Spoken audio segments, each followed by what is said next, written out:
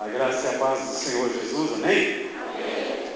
Que bom estarmos juntos, amados, na presença do Senhor. Esta é a casa de oração que Deus preparou para que você tivesse este acesso através do sangue de Jesus. Jesus disse: eu sou o caminho, a verdade e a vida. Ninguém vem ao Pai, não vem ao céu, vem ao Pai. Você pode entrar na presença do Pai cada vez que você invoca o nome de Jesus. O sangue de Jesus te purifica, te dá a liberdade de você adentrar os portais do templo. Quando Deus disse para Moisés no monte, lá em Êxodo, sobre como ele deveria construir o tabernáculo, a Bíblia nos diz que Deus mostrou um croquis, um modelo, para que Moisés, a partir daquele modelo, construísse o tabernáculo na terra. E naquele tabernáculo havia alguns compartimentos. Havia a primeira porta, que dava entrada ao pátio. Depois, dentro do pátio onde os gentios podiam se reunir, havia uma outra porta. E esta porta dava a entrada ao santo lugar. Ali somente os sacerdotes podiam entrar, os levitas. Mas havia uma terceira porta. É a porta que dava a entrada ao tabernáculo interior, onde estava a Arca da Aliança, o Santo dos Santos. Onde Isaías, no capítulo 6, que servia no templo por ser da família sacerdotal, ele entra naquele lugar para queimar incenso. A Bíblia nos diz que ele viu o Senhor. Amém? Ele viu o Senhor. Jesus é o caminho pelo qual você passa pela primeira porta. Ele é a verdade pela qual você entra na porta do santo lugar. Ele é a vida, porque você entrando no Santo dos Santos, se você não estiver purificado, você não sai de lá com vida. Abiú e Nadab, em Levíticos capítulo 10, versículos 1 a 5, você tem a história dos dois filhos de Arão, que entraram neste lugar de maneira bem displicente. E a Bíblia nos diz que aqueles dois irmãos, filhos de Arão, morreram imediatamente na presença do Senhor, por ter entrado ali de maneira displicente. Então, quando Jesus diz: eu sou o caminho, a verdade e a vida, Ele está dizendo que através dele você entra na presença do Pai, e você pode prestar um culto agradável ao Senhor. Amém? E é isso que nós estamos fazendo aqui. Adorando o Pai, glorificando o Pai por meio do Filho, pela ação do Espírito Santo em nós. Aleluia! Amém. Amados, eu gostaria de compartilhar um texto da Escritura Sagrada com vocês. Estava orando sobre esse texto, o pastor Laerte esta semana entrou em contato comigo, eu estava no Paraná, estava gozando uns dias de férias bem tumultuadas. Nós tínhamos planejado irmos para o sul e de repente Deus nos leva para o norte. Mas tem sido sempre assim. A gente faz a agenda, mas quem que lê a agenda é Ele. A resposta certa vem do Senhor. Não é isso que Provérbios 16:1 diz? O homem faz seus planos, mas a resposta certa vem do Senhor. E estando lá, ele entrou em contato comigo e disse: olha, eu queria que você viesse aqui pregar domingo.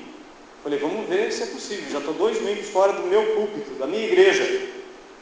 Ficar mais um domingo fora não vai ser problema, porque eu confio na direção do Senhor. Então eu creio que nós estamos aqui por vontade de Deus. Nada acontece por acaso, irmão. Existe cristocidência, não existe coincidência. Nós não precisamos de sorte. Nós temos o Senhor da glória ao nosso lado, amém? Então abra sua Bíblia lá em Lucas capítulo 10. Lucas capítulo 10, versos 25 ao 37. Assim que, na medida que você for encontrando o texto, coloque-se de pé. Se você vê alguém perto de você que não tem Bíblia, compartilhe a palavra com ele, deixa ele acompanhar a leitura do texto junto com você, e assim todos nós podemos ouvir a palavra do Senhor, meditar nela. E eu gostaria de falar sobre um tema em cima desta palavra: saindo da zona de conforto. Lucas capítulo 10, verso 25 a 37. Estou falando muito alto, irmãos? Não? Me avisa, porque eu sou bocudo. Tá? Sem problema nenhum, sem ofensa. Pode falar. Pastor, fala um pouquinho mais baixo aqui, que eu estou querendo dormir um pouquinho. Estou na minha zona de conforto agora, estou na minha poltrona preferida aqui na igreja, eu já paguei aqui o espaço. Não tem ninguém aqui assim, né? Eu já tive igrejas assim. Tem um banco lá doado por família tal. Eu nasci, me criei dentro da igreja luterana, tive a minha formação no seminário luterano em São Leopoldo, 6 anos de faculdade ali. Fui pastor por mais 6 anos depois da formação, 2 anos antes, 8 anos eu fui pastor luterano, e Cibatina 10 anos. Então vocês têm mais ou menos uma noção de quem está rasgando o verbo aqui na frente de vocês. Então, se eu estou aqui pela graça de Deus, nada mais que isso. Nada mais que isso. Deus olhou com misericórdia e viu que eu estava buscando Ele, e Deus se revelou com a sua palavra e me trouxe até aqui, e hoje estamos aqui porque é vontade de Deus. Amém? O texto diz assim da palavra do Senhor: então se levantou certo doutor da lei, que para colocá-lo à prova disse: mestre, que devo fazer para ter a vida eterna? Jesus lhe perguntou: o que está escrito na lei? Como lês? Ele lhe respondeu: amarás o Senhor teu Deus de todo o coração, com toda a alma, com todas as forças e com todo o teu entendimento, e ao teu próximo como a ti mesmo. Disse-lhe Jesus: respondeste bem. Faze isso e viverás. Ele, porém, querendo justificar-se, perguntou a Jesus: quem é o meu próximo? E Jesus lhe respondeu: um homem descia de Jerusalém para Jericó e caiu na mão de salteadores, ou de assaltantes, que o roubaram e depois de espancá-lo foram embora, deixando-o quase morto. Por acaso um sacerdote descia pelo mesmo caminho e, vendo-o, passou longe. Algumas traduções colocam: passou ao largo, passou distante. De igual modo, também um levita chegou àquele lugar e, quando o viu, passou de largo, passou longe. Mas um samaritano que ia de viagem aproximou-se e, vendo-o, encheu-se de compaixão. Algumas traduções colocam: pensou-lhe as feridas. Chegou perto dele, enfaixou suas feridas, aplicando-lhe azeite e vinho para desinfecção, e, pondo-o sobre sua própria montaria, levou-o para uma hospedaria e cuidou dele. No dia seguinte, pegou 2 denários, o valor equivalente a 2 dias de trabalho, entregou-os ao hospedeiro e disse: cuida dele. Quando voltar, te pagarei tudo o que gastares a mais. Qual desses 3 te parece ter sido o próximo do que caiu na mão dos assaltantes?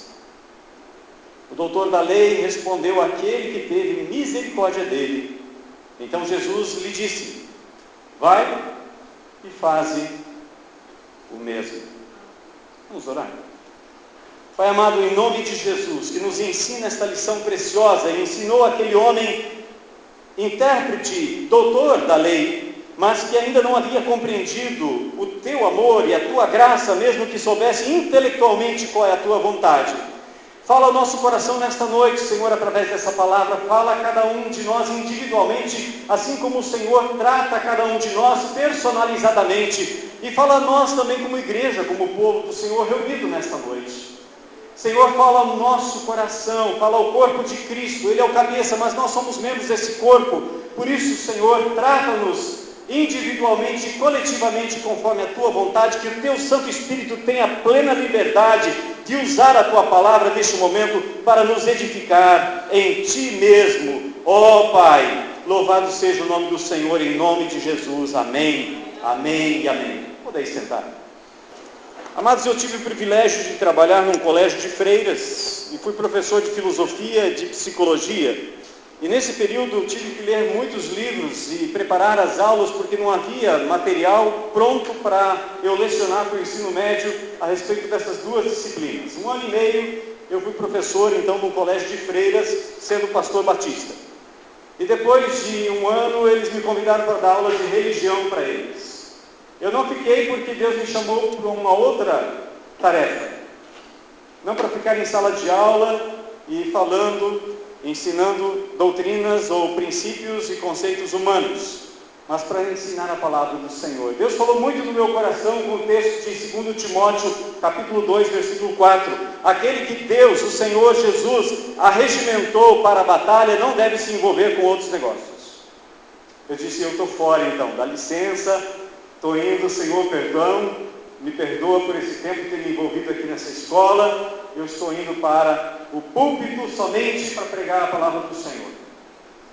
E por isso, eu gostaria de compartilhar com vocês sobre este tema, saindo da zona de conforto. Muitas vezes nós nos encontramos assim, como aquele leopardo ali, numa zona de conforto, tranquilos. Aliás, toda a nossa vida ela é baseada em conforto. Você já reparou? Ar-condicionado, ventiladores, Bíblia no tablet, no iPhone, iPad e assim por diante. Todos nós temos acesso à facilidade. Elevadores, carros com ar-condicionado, direção hidráulica.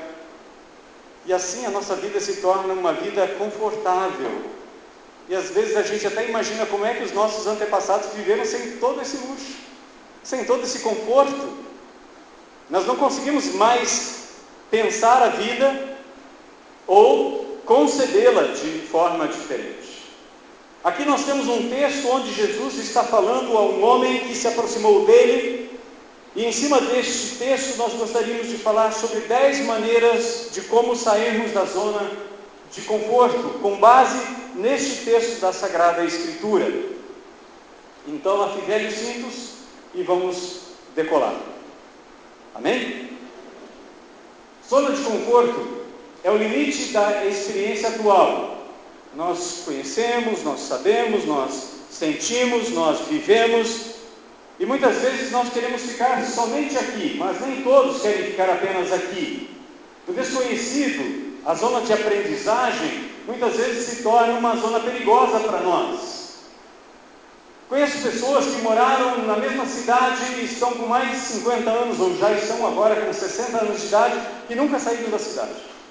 A cidade pequena de Guaíra, na divisa do Paraguai, onde eu trabalhei 5 anos como pastor da Igreja Batista Pioneira, ali naquela cidade. Ela nunca saiu de Guaíra. Ela tem medo, ela tem pavor. É só atravessar a ponte hoje. No passado era balsa. Você está no Paraguai, nas compras, mas ela nunca foi lá. Ela nunca saiu da cidade. Ela tem medo. Tem medo do novo. Esse aqui é uma espécie de um código para nós entendermos mais ou menos o que acontece. Aqui a zona de conforto, essa zona azul, a zona verde, a zona de esforço. É onde nós nos afastamos um pouquinho da nossa casa, mais ou menos como aquele gato que é famoso na televisão, Garfield. No primeiro filme dele eu achei muito interessante aquela cena, e eu me lembro dela volta e meia e procuro tirar como lição para a minha vida. A câmera foca nele e de repente ele está lá cansado e ele diz assim, preciso abastecer de novo, e aí a câmera se afasta, ele está apenas na frente da casa dele. Nem saiu do beco. Nem saiu do beco. Nós muitas vezes nos sentimos assim. Preferimos ficar onde estamos, nós nos sentimos seguros naquele lugar, conhecemos os vizinhos, sabemos a língua, conhecemos o sistema econômico, mas arriscar para quê? É melhor ficar aqui. Isso vale para tudo, para a família, isso vale para a igreja, isso vale para a sua vida pessoal com Deus. Muitas vezes nós entramos apenas na primeira porta e dizemos: Senhor, estou dentro do teu tabernáculo, aleluia, glória a Deus, e ficamos ali. Não queremos entrar na segunda porta, a porta da verdade, para vermos os sacrifícios. É ali na segunda porta que os sacrifícios são apresentados. Nós não queremos entrar mais adiante. Não queremos entrar no santo lugar. Não queremos entrar na porta da verdade. Não queremos adentrar ainda mais no tabernáculo, na presença gloriosa de Deus. E de repente, ali nós vamos descobrir que algumas coisas na nossa vida precisam de um câmbio, precisa de uma mudança. Davi, cheio do Espírito Santo, escreve o Salmo 139. E no final do 139, do capítulo do Salmo 139, ele diz: Senhor, me sonda, me examina, me conhece, vê se tem em mim alguma coisa que precisa ser mudada, e me guia pelo caminho da justiça. No Salmo 23, Davi já disse: Ele me guia pelas veredas da justiça por amor do seu nome. Por que nós somos tão medrosos? Nós temos medo, achamos que ali é uma zona de risco, e então nós olhamos para mais adiante e vemos que há perigo. Então nós nos assessoramos do nosso próprio conhecimento, nos arvoramos de conhecer muitas coisas, de já termos experiência suficiente, de já estarmos calejados de tanto levar bordoada, que nós não queremos arriscar. Eu não estou dizendo que nós devemos arriscar por arriscar. Salomão, o sábio filho de Davi, disse: tudo que te vier à mão para fazer, faze-o conforme as tuas forças. E aí você precisa fazer algumas perguntas para esse texto. Tudo que vier à minha mão para fazer, eu devo fazer? E se for contrário à vontade de Deus, eu devo fazer? Então tudo aquilo que é justo, Paulo diz lá para os Filipenses, no capítulo 4, versículo 8, tudo que é justo, tudo que é bom, tudo que é honesto, se alguma virtude existe, se algum dom existe, pensa nessas coisas. Não faça o exercício da procrastinação.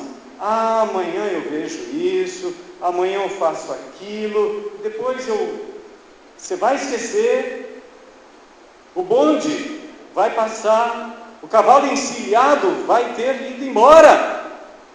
Aliás, você é gaúcho, eu não sou gaúcho, sou capixaba, mas você sabe o que é um cavalo encilhado? É um cavalo que já era um meio de locomoção muito prazeroso e hábil naquela época. Agora imagine ele com sela, mais confortável e pronto para você montar. E Deus às vezes traz isso na mão da gente e a gente diz: pois é, que interessante esse cavalo aqui, e não monta nele. Nós não aproveitamos muitas vezes a oportunidade, esquecemos que há uma ordem da parte de Deus, dita por Paulo: não perca as oportunidades. Fala do amor de Cristo em tempo e fora de tempo, exorta, corrige, repreende. E aí às vezes a gente diz assim: pois é, essa pessoa que está trabalhando aqui ao meu lado aqui faz um tempo já, eu vejo que ela não é temente a Deus, não conhece a Deus, mas quem sabe o Senhor abençoa essa pessoa, que alguém possa falar de Jesus para ela. Até fazemos esse tipo de oração e nos esquecemos que Deus nos colocou naquele emprego justamente por causa daquela vida, e não somente por causa daquela vida, mas de tantas outras. Esse homem estava com dúvida: Senhor, como é que eu posso herdar a vida eterna? Como é que eu posso entrar nesse lugar maravilhoso que o Senhor está falando? Jesus o tempo todo está falando sobre o reino de Deus. Jesus não veio montar uma nova religião. Aliás, Jesus desbanca a religião aqui quando ele fala do sacerdote e do levita. Jesus não veio estabelecer uma nova religião, Jesus veio estabelecer o seu reino. E um reino tem um rei, que virá novamente em glória. Ele entrou em Jerusalém, montado num jumento. Eis aí veio o teu rei, montado num jumento, cria de jumenta. Zacarias capítulo 9, versículo 9. Mas o povo de Israel queria um rei que viesse para livrar eles do poder opressor de Roma ou dos outros adversários. Jesus veio para restaurar todas as coisas. Atos capítulo 3, versículo 21, nos diz que Pedro, cheio do Espírito Santo, depois de ter orado e declarado a cura para aquele homem coxo que tinha mais de 40 anos, ele entra no templo, aquele homem fazendo malabarismo, pulando para lá e para cá. Então Pedro, cheio do Espírito Santo, diz: olha, por que vocês estão olhando para nós? Olha para Jesus. Olha para Jesus.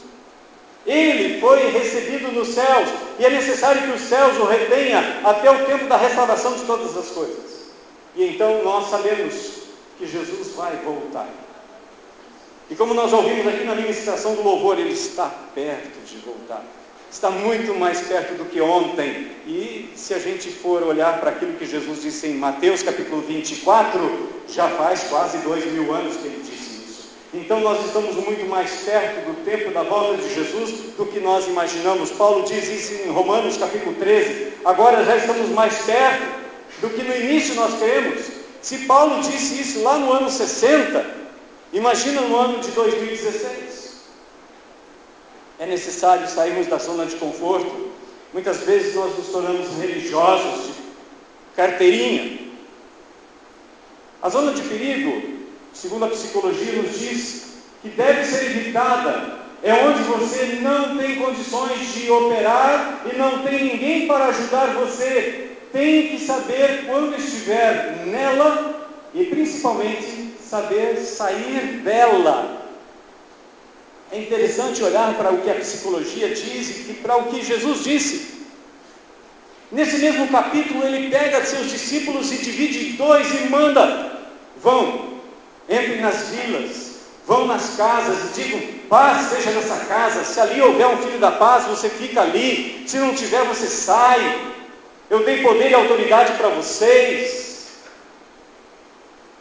E então eles voltam, e o texto segue dizendo, versículo 19: eu dei autoridade para vocês para pisar serpentes e escorpiões, autoridade sobre todo o poder do inimigo, nada vos fará mal, contudo não vos alegreis porque os espíritos se submetem a vós, mas porque vossos nomes estão escritos no céu. Eu esperava um amém melhor. Você crê nisso? Isso é para você, está falando de você. Está falando de nós, como igreja do povo do Senhor Jesus. Nós não precisamos ter medo, porque nós temos a comunhão e a companhia do Espírito Santo. Jesus disse: eis que estou convosco todos os dias. Nós não estamos sozinhos. Jesus não nos abandonou. Segunda zona, que para muitos deve ser evitada, é a zona de risco. Você precisará de ajuda para operar, tanto de ferramentas, pessoas, recursos, etc. Nós temos o Espírito Santo. Jesus diz no capítulo seguinte, ele diz: vocês não devem se preocupar com isso, porque o Espírito Santo vai dar sabedoria para vocês, e vocês vão falar coisas que eles não vão resistir. Se vocês que são pais e têm filhos, e se um filho pede um pedaço de pão, vocês não dão uma pedra, parece pão, mas não é. Se ele pede um peixe, você não dá uma serpente, embora tenha escama, não é peixe. Se ele pede um ovo, você não dá um escorpião, porque o escorpião também é ovíparo. Se vocês que são maus, Jesus nos chama de maus, e de fato nós temos que reconhecer que nós somos maus, mas fomos lavados pelo sangue do Cordeiro, para proclamar não que nós somos bons, mas que nós somos lavados, que nós somos resgatados, que nós somos redimidos por esse sangue. E é só por causa desse sangue que nós entramos no Santo dos Santos. E temos a ousadia de entrar lá. E é o Espírito Santo que nos conduz. É o Espírito Santo que ora conosco, porque nós não sabemos nem orar como convém, Paulo diz. Romanos capítulo 8 diz que o Espírito Santo intercede por nós com gemidos que nós nem podemos entender. Você não está sozinho. Então, não fique com medo de sair da zona de conforto. Confie no Senhor. Avalie. Deus colocou aquela pessoa do teu lado para você ajudar. Anteontem à tarde eu estava em Foz do Iguaçu. Estava num supermercado fazendo algumas compras. E de repente eu saio do supermercado, um homem me interpela e pede: você não tem aquele material para fazer chupeta? Meu carro ficou sem bateria. E eu não... Falei: olha, infelizmente eu não tenho, mas você já olhou dentro do mercado? Lá tem. Vai dar uma olhadinha lá, porque era um hipermercado, e talvez eles tenham. E eu fui para o carro, guardei minhas compras e orando, pedindo a bênção do Senhor, que Ele pudesse resolver seu problema, e fiquei por ali. E voltei para o carro e falei assim: você pode abrir o capô do seu carro para eu olhar a bateria? Ela abriu, vi que não era bateria blindada. Eu falei: eu vou ali no banheiro pegar uma água. Vi que os vasos estavam vazios. E aí eu voltei com água. Enquanto isso, o homem já chegou com aquele fio comprido para colocar nas duas baterias e dar partida. Ele viu colocando água na bateria, ele ficou assustado. Eu falei: fica tranquilo, fui caminhoneiro, fica bem tranquilo, é isso mesmo que acontece. Provavelmente já vai pegar só de colocar água aqui, se você esperar uns 10, 15 minutos. Mas em todo caso, você comprou esse cabo, espera um pouquinho. Fiz a manobra do meu carro, coloquei na frente dele, ele deu apenas uma partida, o carro pegou. Ele agradecido, a esposa dele agradecida. Eu disse: olha, você não precisa me agradecer, Jesus fez muito mais por mim. Eu só dei uns minutos de tempo para você. Mas você tem alguém que ama você muito mais do que eu fiz por você, ele fez por você também. E ela disse: ah, é? Você é evangélico? Eu falei: sou pastor da Igreja Batista. Disse: ah, é? Meu primo é pastor da Igreja Batista também, começou a me dar o nome. Eu falei: desculpa, eu não sou daqui. Mas vai na igreja. São oportunidades que Deus coloca de mão beijada assim, a gente às vezes: não, estou com pressa. Eu estava com pressa. Eu planejava viajar às 6 horas da tarde, saí de Foz do Iguaçu às 8 horas da noite, cheguei em Chapecó, naquela tempestade, tive que me abrigar, esperar quase 2 horas ali para continuar a estrada. Eu cheguei 6 horas da manhã em Getúlio Vargas ontem, porque eu havia assumido um compromisso de fazer um casamento para pessoas não crentes. Depois do casamento, aqueles homens, pai da noiva, o pai do noivo, vieram me agradecer e disse assim: você semeou, você vai colher. Eu fiquei sabendo que lá já tem sementes do Evangelho. Nós temos medo de sair da zona de conforto. O que vão pensar de mim? Pastor de barba, sem gravata, pastor fazer casamentos de pessoas que não são membros da igreja dele. Irmãos, enquanto eu estava em Guaíra, 5 anos, eu fiz 27 sepultamentos. Apenas 5 irmãos da igreja. Teve um jovem que eu sepultei, ele foi morto com 22 tiros. O sepultamento que eu fiz mandou ele para o céu? Não, mas aquela família que estava chorando ali, ouviu do amor de Deus e da graça de Deus, porque são eles que Deus quer resgatar. Jesus veio para resgatar aquilo que estava perdido. Lucas, o mesmo livro de Lucas, capítulo 19, versículo 10, ele diz: porque o Filho do Homem veio para buscar aquilo que estava perdido. O capítulo 15 de Lucas é uma história do amor de Deus. Tinha 100 ovelhas, uma se perdeu. Tinha 10 dracmas, uma caiu. Tinha 2 filhos, um estava perdido, e o outro também dentro de casa. Irmãos, nós muitas vezes nos assemelhamos àqueles 2 homens que passaram de largo e deixaram aquele homem à beira do caminho. Aquele homem perguntou: como é que eu entro no reino? Jesus disse: quer saber como? É desse jeito. Saia da zona de conforto. A zona mais aceitável, de acordo com a psicologia, é a segunda, a zona de esforço. É o local ideal para sempre estarmos. Tente ficar aqui sempre. Desafie-se. Aqui você tem condições de operar sozinho. Oh, misericórdia! Você sabe qual é a coisa que Deus mais odeia? É o orgulho, é o egoísmo, é a coisa que Deus mais odeia. Paulo, falando para Timóteo, no capítulo 3 da primeira carta, ele diz no versículo 6, cuidado para que vocês não se orgulhem.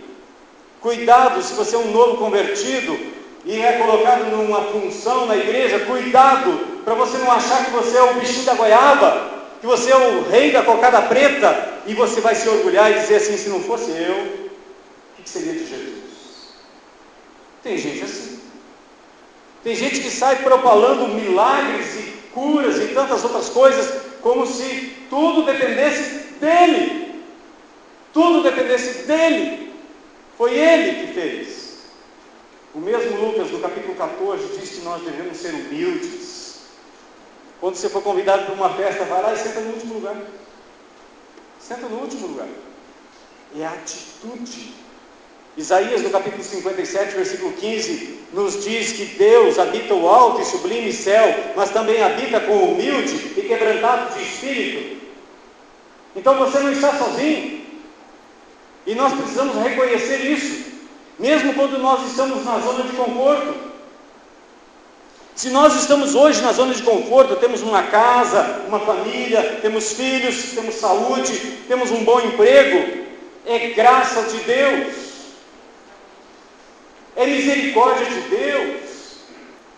Paulo disse, o que você tem que você não recebeu? Quem é que deu alguma coisa para Deus devolver para Ele? Romanos capítulo 11, versículo 36 a 39, ele diz, porque dele, para ele, por meio dele, são todas as coisas. Então glorifica o nome de Deus. Se você é perseguido, Pedro diz, glorifica o nome de Jesus através dessa perseguição. Seja humilde, seja obediente, seja um bom cidadão. Se o teu patrão é ruim, glorifica a Deus. Exalte o Senhor. Para de murmurar. A segunda coisa que eu encontrei na Bíblia até hoje, que Deus mais odeia, é a murmuração. É murmur em ação. E também, o outro me cortou a frente, e a gente acha desculpa para tudo. Tudo. Eu não cheguei na hora porque o elevador parou, acabou a energia. Levanta mais cedo, sai da zona de conforto. Nós precisamos aprender com a Bíblia, a palavra de Deus, que Deus não se agrada de preguiçosos. Na zona de conforto são os preguiçosos que ficam. E de vez em quando é gostoso a gente estar na zona de conforto, mas não fica ali muito tempo. Isso nós podemos concordar com essa opinião. Não fica ali muito tempo. Você pode se acomodar. Não fica na rede muito tempo. Você pode gostar. Eu já disse para minha esposa, como eu me acostumo fácil com coisas boas. Gente, eu não preciso fazer o mínimo de esforço. O mínimo de esforço para me acostumar com coisa boa. Já viu? Mas a gente se acostumar com salário pequeno, limitações, vizinhos barulhentos, esposa resmungona, marido chato, filhos desobedientes. Como é difícil a gente se acostumar com essas coisas. Eu não sei vocês, eu tenho dificuldade. Preciso reconhecer e confessar, eu tenho dificuldade. Mas quando está tudo bem, assim, que as coisas não... Eu me acostumo tão fácil. É tão cômodo, é tão fácil de se acostumar. A zona de conforto é uma série de ações, pensamentos e ou comportamentos que uma pessoa está acostumada a ter e que não causam nenhum tipo de medo, ansiedade ou risco. Nessa condição, a pessoa realiza um determinado número de comportamentos que lhe dá um desempenho constante, levanta todo dia na mesma hora, faz um cafezinho, e vai no banheiro, escova os dentinhos, e aí, sabe aquela rotina? Quando eu fui pastorear em Guaíra, os irmãos se assustaram comigo um pouco. Eu acho que vocês também, pela cara de alguns aqui, estão meio espantados ainda. Mas é o meu jeitão. Jesus me ama também. E Ele me fez assim, eu louvo a Deus por isso. Mas alguns irmãos chegaram para mim e disseram assim, com toda boa intenção: pastor, quando a gente estava em casa, o culto estava rolando na igreja, a gente sabia pela hora tudo que ia acontecer. Agora o pastor está falando, agora tem louvor, agora tem a oferta, agora tem isso, tem aquilo. Eu falei: pois é, vamos quebrar esse negócio? Cadê o ministro de louvor que estava aqui conduzindo o louvor? Como é que é o seu nome? Maurício. Nada contra você e o que você falou. Você me fez lembrar. Tudo a favor do que você está dizendo. Amém. Primeiro culto, eu dei a ordem de culto para os recepcionistas, para quem ia tocar o piano, para o ministério de louvor, para alguns diáconos e para mim. Aí a recepcionista disse assim para mim: mas pastor, dízimos e ofertas na hora do louvor?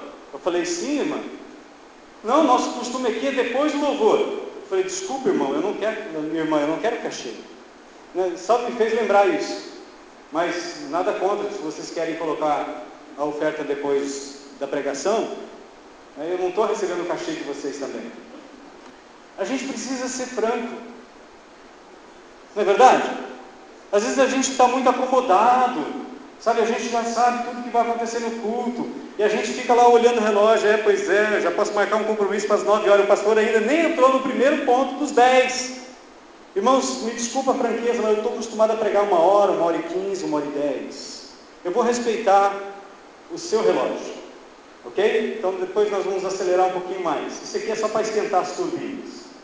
Segundo, essa teoria, porém, um indivíduo necessita saber operar fora de sua zona de conforto para realizar avanços em seu desempenho. Por exemplo, no trabalho, eventualmente chegando a uma segunda nova zona de conforto.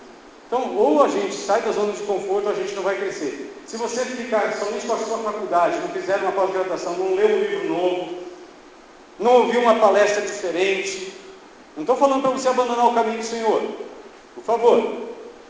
Não vai dizer que o pastor Laércio, o pastor disse que é para a gente sair da zona de conforto, então eu estou indo para uma outra igreja. Não, alto lá, não é isso que eu estou falando. Estou falando na sua vida com Deus. Deixa eu te perguntar agora, com toda franqueza: como é que está a tua vida com Deus? Eu escutei um pastor falando: eu não preciso levantar de madrugada para orar. Eu não preciso subir em monte para orar.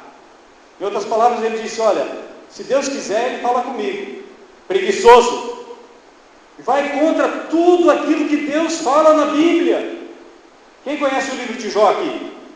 Teve 3 amigos dele, que no final do livro de Jó, Deus diz para eles: olha, eu não vou receber nenhum sacrifício da mão de vocês, porque vocês não falaram de mim o que é certo.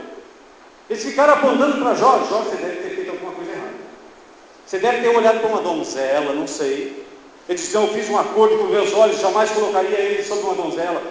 Você deve ter surupiado o dinheiro dos seus empregados, pagado atrasado, colocado no banco, sei lá, comprado dólar, e deixou para pagar depois, para fazer um câmbio melhor, e você não fiz isso.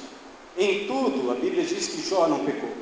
Até o capítulo 38, quando Deus vem e fala com Jó. Jó então chega à conclusão no final e diz: Senhor, eu te conhecia só de ouvir, agora meus olhos te veem, por isso eu me abomino no pó e na cinza, eu não sou nada, nada, nada. Jó reconhecia quem ele era e quem Deus é. E quem Deus é. Nós precisamos reconhecer mesmo. Ou você se aproxima de Deus, ou Ele não vai se aproximar de você. Se você ficar sentado em casa, esperando que Deus vá lá, mande um anjo buscar você para vir para o culto, esquece. Tire o teu cavalo da chuva, ele vai morrer de pneumonia dupla. Não vai acontecer. Em Atos capítulo 10, tinha um centurião orando, jejuando, buscando o Senhor, agindo com bondade para as pessoas. E um anjo vem e diz para ele assim: faz o seguinte, Cornélio, manda alguém chamar Pedro, que está na casa de Simão, o curtidor, lá em Jope. Ele vai dizer para você o que você precisa fazer. Deus viu, Deus ouviu. O povo estava no exílio na Babilônia, e eles diziam: Deus esqueceu da gente. Deus é Deus só lá em Jerusalém, aqui na Babilônia não. Jeremias capítulo 23, no versículo 23, Deus diz assim: acaso só Deus só de perto e não de longe. Eu sou Deus de perto, de longe, o tempo todo. Então Deus manda Jeremias escrever uma carta para aqueles homens, no capítulo 29, é a carta de Jeremias para aqueles homens, e ele diz o quê? Eu sei que planos eu tenho para vocês, e eu estou trabalhando para que vocês entendam isso. Vocês vão me buscar e vão me encontrar, se vocês me buscarem de todo o vosso coração. É isso que esse homem diz para Jesus aqui, quando ele interpela Jesus. Jesus devolve a pergunta para ele, e pergunta para ele: você sabe o que você lê? Como é que você interpreta? Ele diz: amarás o Senhor de todo o teu coração, de toda a tua alma, com todas as tuas forças, com todo o teu entendimento, e o teu próximo como a ti mesmo. Essas 5 atitudes devem permear a nossa vida. Miqueias 6:8 nos diz isso. Deus não precisa mandar um novo legislador, uma nova lei para a gente entender o amor de Deus. João já entendeu isso.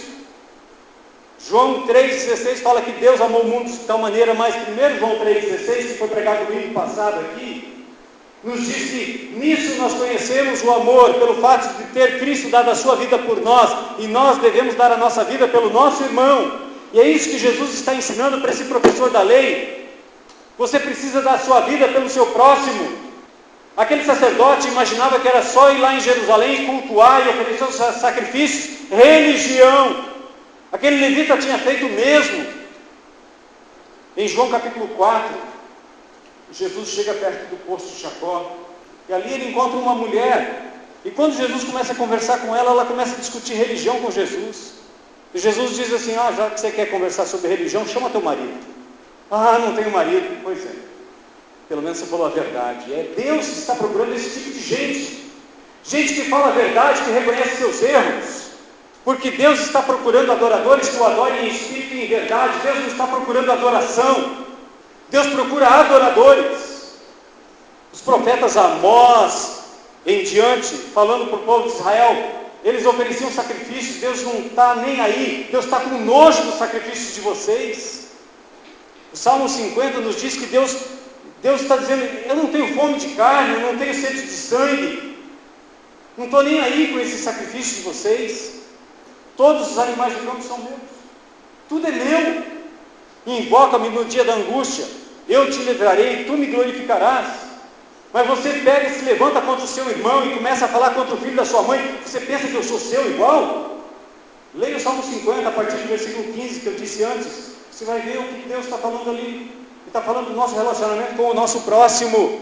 Primeiro, João diz, no capítulo 4, então no versículo 20: você que diz que ama a Deus e odeia o seu irmão, você é assassino. Como é que você pode dizer que ama a Deus se você odeia o seu próximo? Você não vê a Deus, você vê o seu próximo. Como é que você pode dizer que ama a Deus que você não vê, se você não ama o seu próximo que você vê?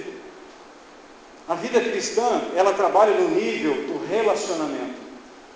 E vamos dizer com franqueza, como é difícil.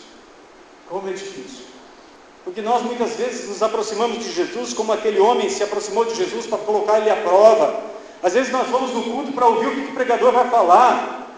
Nos esquecemos que Deus quer trabalhar na gente. Nós não estamos aqui para analisar a performance do pregador ou do ministro de louvor. Nós estamos aqui para ser trabalhados, que nós somos barro na mão do oleiro. Jeremias diz isso no capítulo 18, ele diz: olha, Jeremias vai lá na casa do oleiro. Ele foi e Deus não falou nada, ele só viu, só assistiu de camarote. Aí depois disse: você viu o que aconteceu? Ele disse: vi. Pois é, assim sou eu. Eu amasso, moldo, se não gostei da coisa, eu soco, boto um pouquinho de água, amasso de novo e moldo de novo, até que fique do jeito que eu quero. Paulo diz em Filipenses capítulo 1, versículo 6, aquele que começou a boa obra em você, não vai desistir até que complete, até o dia de Cristo. Ele vai completar. Salmo 138, verso 8, nos diz que aquilo que a mim me concerne, Deus levará a bom termo. Ele não vai deixar inacabado. Nas mãos de Deus não existe uma coisa mais ou menos. Quando Ele criou o mundo, Ele disse: este tudo é muito bom. Aleluia.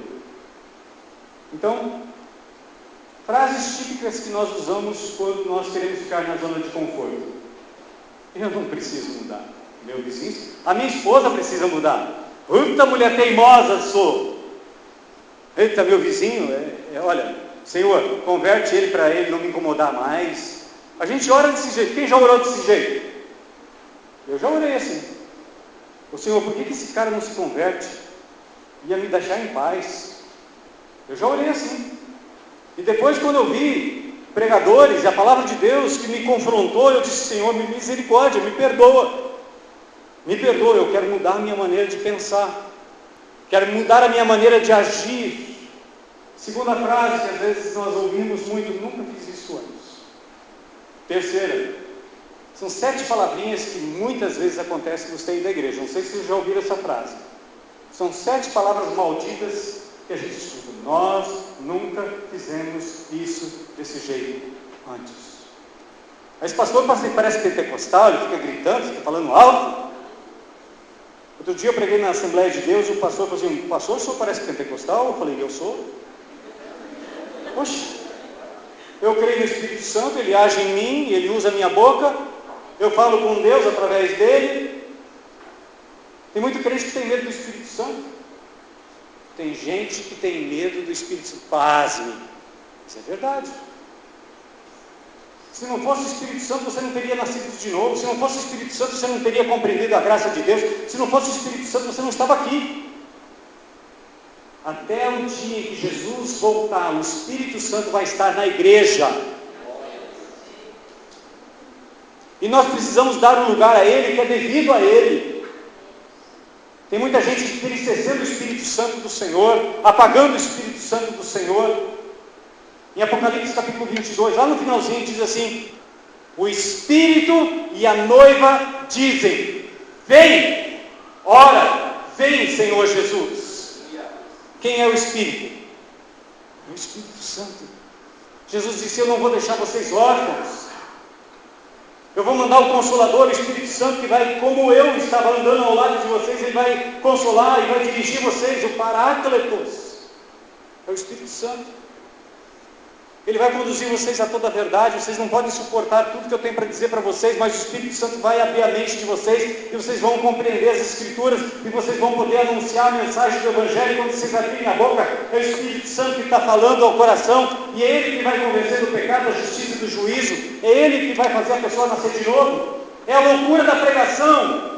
Os gregos em Corinto estavam procurando sabedoria do mundo, do homem, do mundo, mas Paulo fala assim, Deus resolveu salvar o mundo pela loucura da pregação.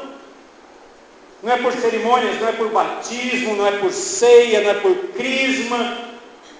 Eu fui ensinado desse jeito, mas a graça de Deus veio e me abriu a mente para eu entender que é somente pela fé. É a graça de Deus. Amém? Aqui sempre foi assim. Conhece a história dos 5 macacos que foram colocados na jaula? Colocaram 5 macacos na jaula, colocaram uma escada e um cacho de banana no alto, e quando um macaco subia, os cientistas jogavam água fria nos macacos que estavam embaixo. Então, cada vez que o macaco subia para pegar uma banana, água fria nos outros. Aí eles começaram a perceber, e eles começaram a paulear quem tentasse subir na escada, que eles não queriam mais levar água fria. E assim os macacos foram sendo substituídos, até que não tinha nenhum dos macacos originais, mas nenhum daqueles macacos que não eram mais os originais tentava subir a escada. Aí se você perguntasse para eles, por que é assim? Aqui sempre foi desse jeito, quem tenta subir a escada a gente desce porrada. Aqui funciona desse jeito, sempre foi assim. Isso é zona de conforto, irmãos. Isso não vai dar certo. Sabe aquele pessimista que esse negócio não vai dar certo. Irmão, eu deixo na liberdade do Espírito Santo, se você tiver um compromisso inadiável com Jesus, com alguém que você vai falar de Jesus lá fora, você pode se levantar e ir para casa, você tem um ônibus, você tem que ir para casa, você pode ir. Eu sei que o pastor Léo não vai me convidar tão cedo para vir pregar para vocês de novo, então deixa eu à vontade aqui um pouquinho. Já te falaram para Paulo, as muitas letras te fazem delirar. Às vezes eu fico assim, irmãos. É muita graça de Deus. Gente, o amor de Deus é muito maravilhoso. A gente não pode ficar calado. Não se mexe em time que está ganhando. Já viu isso? É melhor um passarinho na mão do que 10 voando. Existem coisas que você deve agir com sabedoria. Não solta o seu passarinho só porque tem 10 na árvore. Seja sábio, haja com prudência. Mas às vezes a gente não quer se arriscar. A gente não quer sair daquele casulo que a gente se sente muito confortável. Então, essa é a primeira lição que eu gostaria de compartilhar com vocês. É preciso de movimento. Aquele homem se levantou e foi até Jesus. Se ele ficasse parado ali, ele não teria ouvido o que Jesus tinha para ensinar ele. Concorda comigo? Se ele tivesse ficado em casa, você não teria ouvido essa palavra aqui hoje. Segunda lição que a gente aprende com Jesus, que é preciso de interesse. O interesse dele era colocar Jesus à prova. Na Bíblia tem uma ordem de Deus para eu e você colocarmos Deus à prova, que é dar dízimos e ofertas. Você coloca Deus à prova? Ou você prefere usar as palavras, não tentarás o Senhor teu Deus? Deus prometeu abençoar e abrir as janelas do céu sobre a sua vida. Você está amargando as consequências de um salário medíocre? O problema é seu. Deus é dono da prata e do ouro. Ageu 2:8. Comece a ser dizimista, comece a ser ofertante liberal. Você vai ver como é que Deus vai semear na sua vida. Deus vai abrir as janelas do céu e vai derramar ricas bênçãos sobre a sua vida. Invista no reino de Deus. Paulo diz em 2 Coríntios capítulo 8, capítulo 9, especialmente no capítulo 9, ele diz: você escolhe um pouco porque semeia pouco. Gálatas capítulo 6, versículo 6, ele diz que você deve fazer participante daquilo de bom que você tem, aquele que ensina você a palavra de Deus. Ele está falando do reino, porque de Deus não se zomba, aquilo que o homem semeia também vai colher. Ele está falando de dízimos e ofertas. É coisa do Antigo Testamento. Jesus também é do Antigo Testamento. E os anjos também são do Antigo Testamento. E Deus é o mesmo Deus do Antigo Testamento. Não mudou nada. Você quer jogar o Antigo Testamento fora? Então sai da igreja. Paulo diz que nós somos oliveira brava enxertada na oliveira boa, que é a raiz que sustenta a gente, não é a gente que sustenta a raiz. Romanos capítulo 11. Por isso que a gente não pode se orgulhar. Dizer, não preciso, não tem nada para aprender. Não tem? Paulo diz para Timóteo toda. Ele não diz grande parte. Ele não diz algumas partes. Ele não diz uma porção. Ele diz, toda a escritura é inspirada por Deus. Pedro disse, nenhuma profecia foi dada por vontade humana. Elucubração. Um palavrão que significa que eu tive uma ideia, deixa eu escrever aqui. Deus só pode concordar com isso, porque se for uma ideia tão legal, Pedro disse negativo. Tudo foi dado pelo Espírito Santo. Para mim e para você. Para nos ensinar.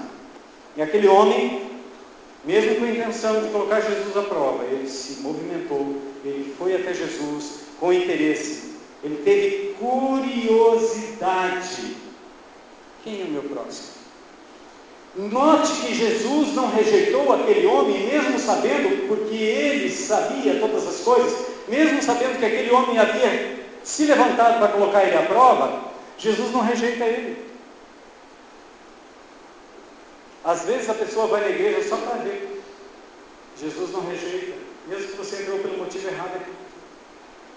Mas resta saber, você está disposto a fazer a pergunta certa?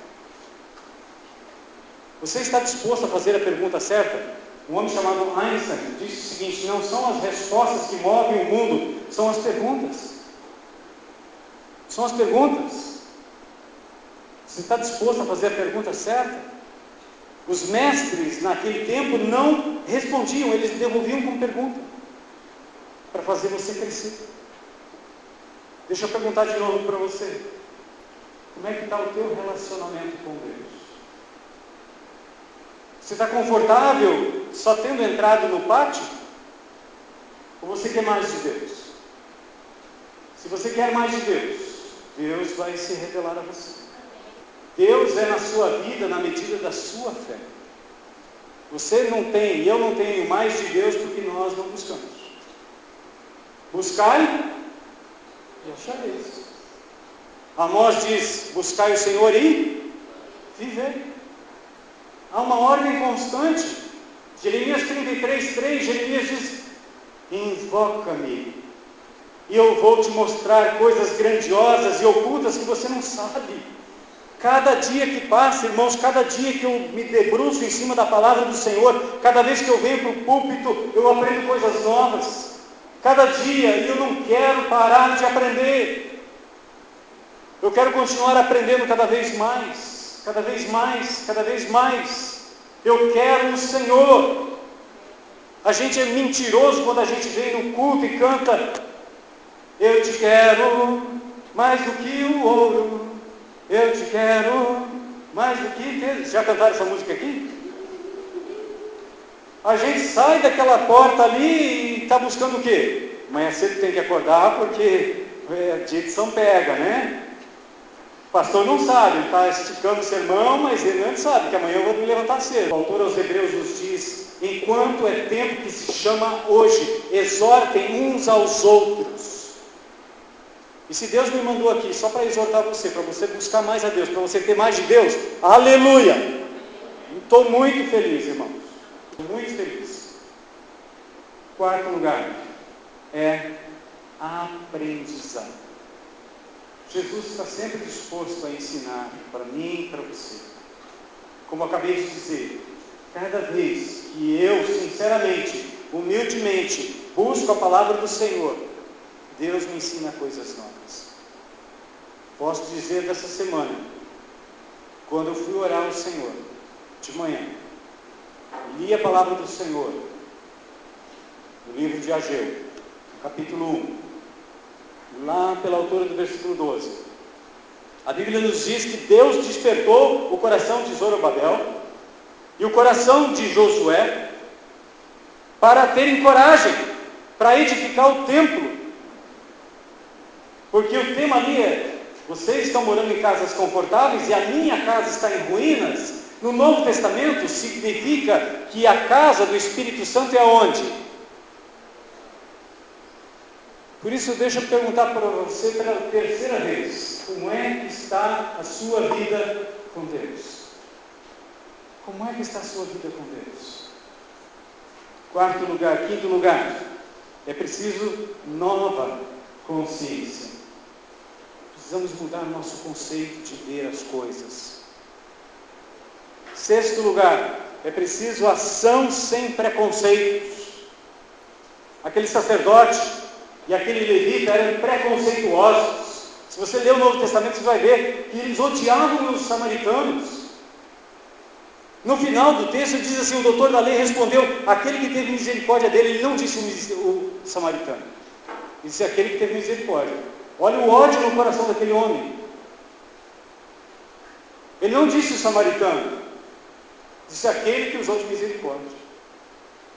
O coração dele ainda estava endurecido, ele não tinha aprendido a lição ainda. E Jesus mesmo assim o amou e disse para ele: vai e faze o mesmo. A palavra de Jesus para mim e para você continua sendo a mesma: vai e faz o mesmo. Em sétimo lugar, é preciso mudanças. Nada muda se nada muda. Nada muda se nada muda. Nós não queremos mudar muitas coisas.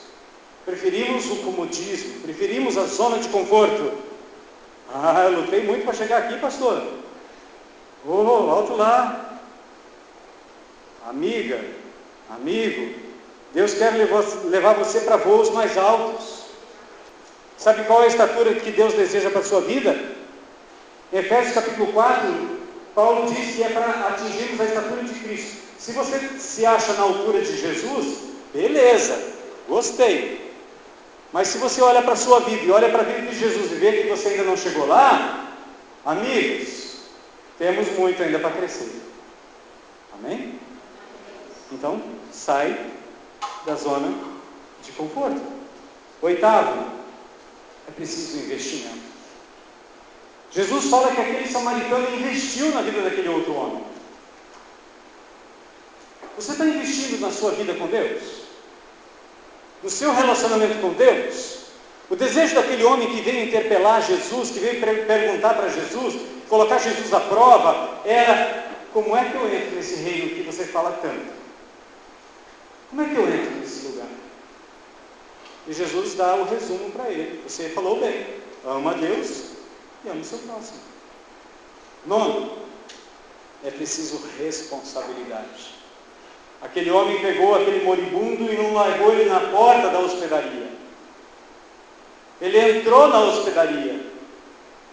Ele buscou um lugar confortável de restauração da saúde daquele homem. Ele pagou o preço e assumiu a responsabilidade pelas despesas extras que houvessem com aquele homem. Muitas vezes a gente quer ajudar, mas a gente só chega na porta do hospital. A gente só olha para a casa do vizinho e diz assim: Senhor, tem misericórdia. A gente não pega um bolo e vai lá visitar o vizinho, fazer amizade com ele, saber o nome dele, conhecer a história dele. Ver onde Deus, através da nossa vida, pode fazer a vida daquela pessoa ser cambiada, mudada, transformada. No capítulo 19 de Lucas, Jesus passa por uma cidade chamada Jericó, que Jesus cita nesse texto, e quando ele chega ali, ele vê um homem subido num pé de sicômoro, ele diz: Zaqueu, desce daí, eu vou ficar na sua casa hoje. Jesus entrou na casa de Zaqueu e investiu na vida dele. Não foi Zaqueu que abençoou a vida dos discípulos e de Jesus, dando uma refeição farta para ele. Não, foi Jesus que abençoou ele. Por isso ele disse, o nome dele está escrito no livro da vida: houve salvação nessa casa hoje.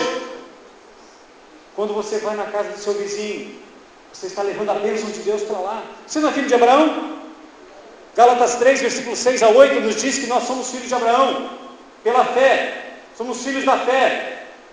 E Deus, quando chamou Abraão, ele disse: vai e ser tu uma bênção. Esse negócio de amaldiçoar e de abençoar é comigo. Quanto a você, vai e seja uma bênção. Seja uma bênção. Seja uma bênção. Como é que está a nossa vida? Como é que está o nosso relacionamento com Deus? Estamos investindo? Estamos olhando para as pessoas à nossa volta com misericórdia e graça?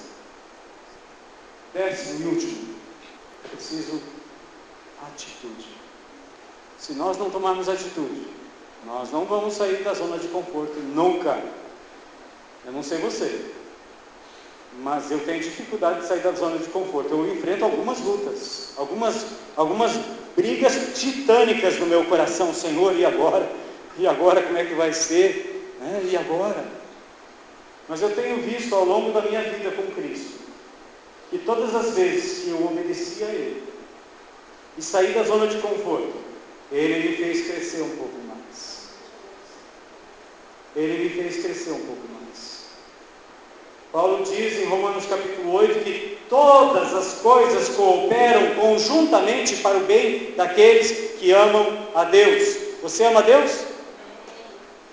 Então todas as coisas, mesmo aquela pessoa que Deus colocou ao seu lado, que às vezes é difícil de suportar, ou de dar amparo, essa pessoa está ali porque Deus colocou ela, porque Ele sabe que se você não tivesse aquela pessoa do seu lado, você ia se desviar do caminho.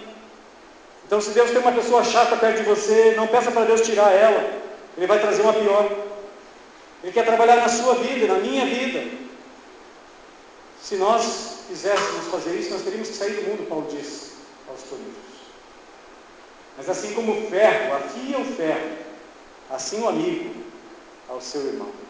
Fira-me o justo, mas aquele que vem com lisonjas é maldoso. Cuidado com os elogios, cuidado. Toda repreensão que vem do Senhor produz vida. Se essa palavra, irmãos, que eu não pensei que seria de exortação, mas Deus conduziu dessa forma, eu espero que você receba no seu coração sinceramente. Me queira bem, não custa nada. Deus te abençoe. Quero convidar o Ministério de Louvor, Maurício, né? Maurício, vem aqui, conduz a gente nessa última adoração, até porque nós temos uma parte do culto importantíssima, que é dízimos e ofertas, e que você vai investir no reino de Deus. Amém? Abandone a sua zona de conforto. Se você foi desafiado pelo Espírito Santo a sair da sua zona de conforto, eu não sei em que área, se é na família, se é no trabalho, se é na sua vida pessoal, se é na faculdade. Se você foi desafiado a sair da sua zona de conforto para ter mais comunhão com Deus, para fazer aquilo que é da vontade de Deus, eu quero desafiar você, sair do seu lugar, vir aqui na frente como um sinal de submissão ao que Deus quer fazer na sua vida durante essa última canção. E ore ao Senhor, clame ao Senhor, ore ao Senhor, busque o Senhor. Vamos cantar essa última canção, coloque-se de pé.